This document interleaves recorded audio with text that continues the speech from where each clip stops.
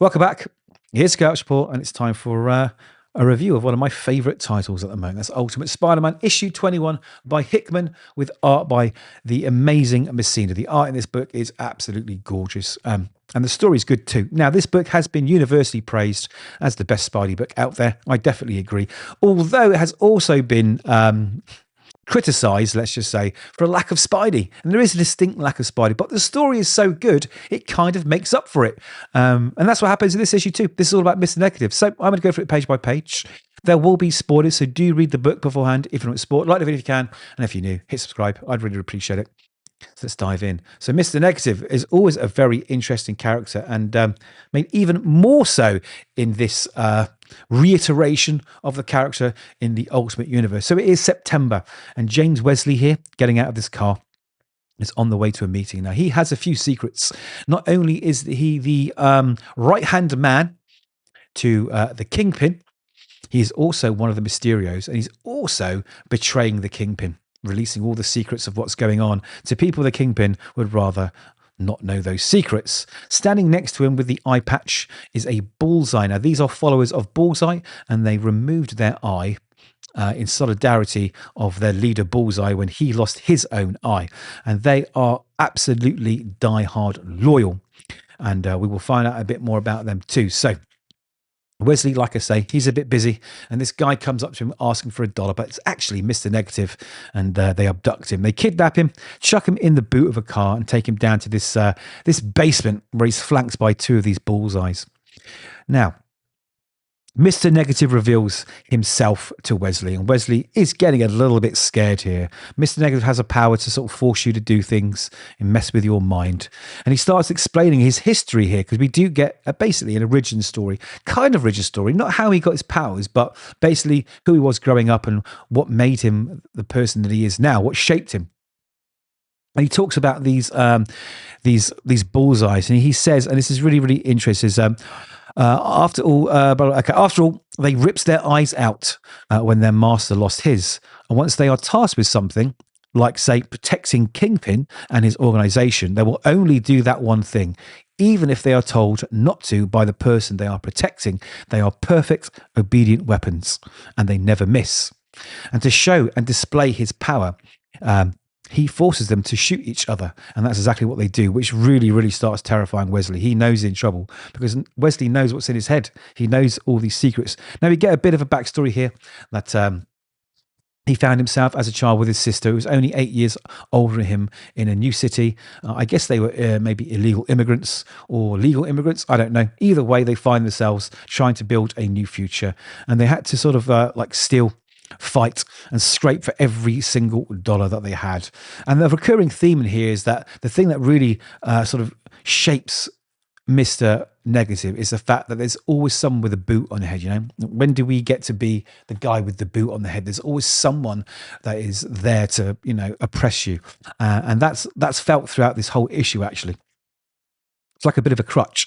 Anyway, for every dollar that they steal, they have to give away some of that to the local gangsters, I guess, who are running protection schemes. Until one day, he is sent with not enough money for this gangster's liking, and he strikes him. And at that point, it says, "Fear and pain stirred something in me." Now, I'm not sure, because they don't explain how he got his powers, but maybe this is the first time they manifest. And he turns to the man in that sort of black balloon, as you know, where he's doing his control. He says, "If you don't like it, maybe you should give it back." And there he learns he can control people's minds, you know. So he returns to his sister. Now, this is really, really interesting. So, "I thought my sister would be pleased at what I had done and what I could do.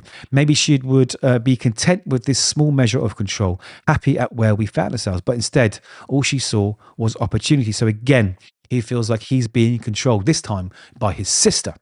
So they go back to the guy and they chuck him off a roof, basically.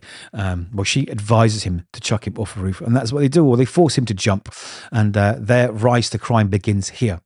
Now, back in the present time, we see Jameson here with Uncle Ben. and they are going through all the evidence that they've been building against the Sinister Six, the Maker, everything else, and they're sort of worried because if they just dump this sort of information bomb about two universes and all the other stuff that they know on the public are going to reject it because it's so far, away from believability. So they think, well, what we do is we anchor it. We start with a single thread, a story that people can latch onto, can understand, and then we build from there. And they decide that the Kingpin is that first thread. So, of course, that's going to cause problems for these guys. Now, back at the lab, Otto, who's been secreted away by Osborn here, okay, because he was fired by Gwen Stacy, and Gwen Stacy and Osborn, they own a company, and Gwen Stacy kicked him out for various reasons. Don't forget, she is also a Mysterio as well. Yeah, I know. At this stage in the book, there's lots of things coming in. And they're talking, and this is where we get a very interesting conversation with Otto. So, okay, tell me again, why does this concern me? So, well, Otto, I certainly can't talk to Peter or MJ about this. And honestly, my circle of friends, loosely defined, I'll admit, is pretty small. I just don't know how proactive I should be in trying to smooth things out between Gwen and, hey, what's this? And here we see something that Otto has collected, and that is the radioactive spider. Now, this is probably the spider that was going to originally bite Peter Parker until Ironlad came in with the origin box and gave him his power. So I like that. That's very interesting because it means this could create maybe a different spider as well. But anyway, he says, careful with that. What is it? It's just something I found. But if you're really asking me how to handle things with your wife, who I remind you fired me and stole a bunch of my stuff, to which Norman replies, not Norman. Anyway, Tui replies, technically, it was all Oscorp property. He says, then, as your friend, I would say this. Have you considered divorce? So he's trying to get them to split up, which again is going to cause loads of problems. So Harry probably doesn't want that. But Harry, I think, is maybe heading towards a bit of a breakdown. So we jump back to Mr. Negative's backstory, and he explains that as they grew older and his powers grew and their power as a criminal faction grew, they brought many people into the fold until they started walking over other people. So that's when they started, taking over corrupt politicians, getting rid of other gangs, and growing until one day they came up against a foe that they couldn't beat, which was the Kingpin. And they battled. But the Kingpin did something different. He didn't kill him. He formed an alliance with him. Again, there's someone above him here. So you can see all the way through his life, no matter how hard he works, no matter what he does, there's always someone that step above him, controlling him. And he goes back to his sister to tell her this later on in the issue. Now, interim, we go back to Wesley here, who is basically fighting the control of Mr. Negative, but eventually he breaks. And Mr. Negative learns all of the secrets that we know.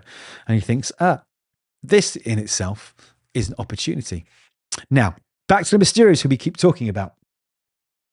As I mentioned, one of the Mysterios is Wesley. You see him there. And there's a woman there with some white in her hair who I didn't know who was. And we're about to find out who she is. And you can see Wesley is really sweating here.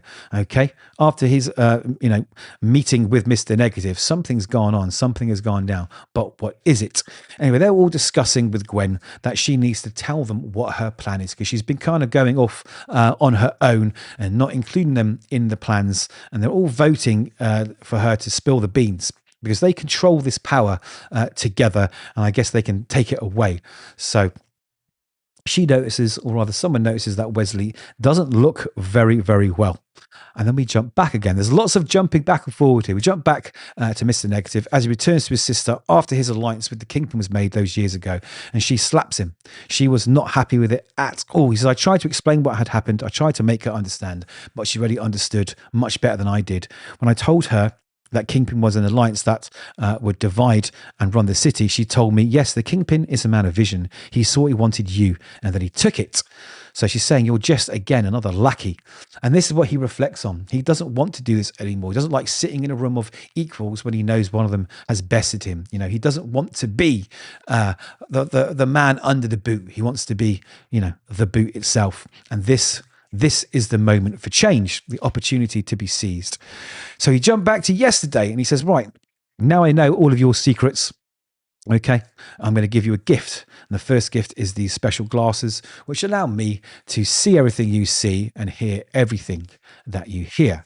And he sends him off to do his bidding. Okay. So this is really, really, really interesting. This is where I get a bit of a shock. So he's in this meeting, present time, with the Mysterios, and he says, "I didn't want to betray you." And they're like, "What's going on? What's going on?"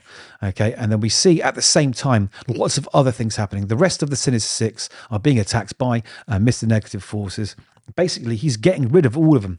He's getting rid of all of these people that can stand in the way of him, assuming the power and this opportunity with this knowledge that he has gained from Wesley. So he's taken them all out one by one. So you can see there the Catwoman, not Royal Cat, yeah, Catwoman, or the Black Cat, sorry, Black Cat and her father, the original Black Cat, they're getting attacked. We've got Mole Man being attacked. And we actually see Spidey in the issue, and Venom, or rather his son, in the Picotech suit, being attacked, and his whole family being attacked by the looks of it. Yeah, it looks like they're burning down their apartment there or something, or a house, or Aunt May's house. I'm not sure whose, but someone's house is burning down. They're attacking the whole family. So he's basically trying to take everyone out to make him the number one. But I guess the Kingpin will be last on that list. So simultaneously, he's making his move. And he's even making this move right here now with the Mysterios, as Wesley opens up his cloak to reveal lots of C4 explosive. And we get a huge explosion. Yes, has he taken out all the Mysterios? Has Gwen Stacy died? I mean, it is Ultimate Spider-Man, right? Maybe she does survive in this one. Maybe she doesn't. But anyway, kaboom. Everyone's, well, assumed to be dead. Wow. So what we've had in this whole issue here is Mr. Negative is making a play for the spot as the Kingpin. The Mysterios have potentially all been completely destroyed. Boys back in the newsroom, they're about to expose the truth to the world. And Norman Osborn, so I keep saying Norman Osborn, Harry Osborn, he's got a problem to deal with that he didn't quite reveal here. And he's also thinking about what he's going to do about his wife. But is she dead? Is this the thing that turns Harry from good guy to bad guy, you know, really take on that classic persona of an evil Green Goblin? I do not know. But you know what? It's super, super interesting. And I guess there's a little hint here because, you know, you see those reflection, those green goggles of Harry, and it kind of says to me, it sounds just to me, Green Goblin's time. I don't know. It's very, very interesting. Again, people are going to complain, rightly so, that there's not much Spidey action. I mean, he's in one panel, and I get that, and I miss having Spider-Man in it. But this story was so intriguing and has set up a lot for those last 3 issues. And that's essentially what this issue is setting everything up. I really enjoyed it. I can't fault it. I noticed on the board here, it says Kang. You know, there's some all sorts of little clues, I guess, that they've sewn into that board. Those who have better eyes than me can do a deep dive and look at that. But there we go. Another cracking issue. I'm looking forward to the remaining 3. And hopefully they'll contain a bit more Spider-Man as we go into Ultimate Endgame. Anyway, those are my thoughts. Do let me know yours. Drop them in the comments. Like the video if you like the video. Hit subscribe if you can. Hopefully, we'll see you in the next one.